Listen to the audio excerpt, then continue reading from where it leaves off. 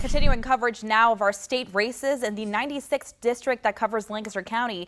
Democratic incumbent Mike Sturla is running against Republican April Weaver. She's a member of the Manheim Township School Board. We asked both about how to fix Pennsylvania's roads and bridges. He's in favor of tolling Interstate 80, and we also asked about funding state police.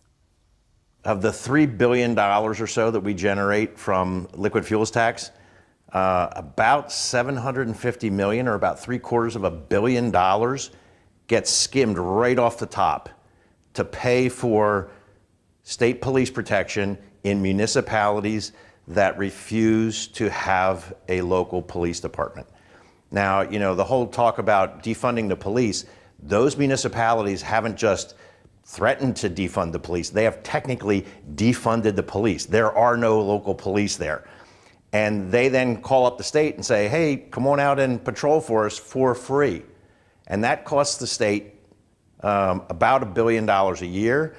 We take about $750 million out of the liquid fuels tax to pay for that. I think that's unconstitutional.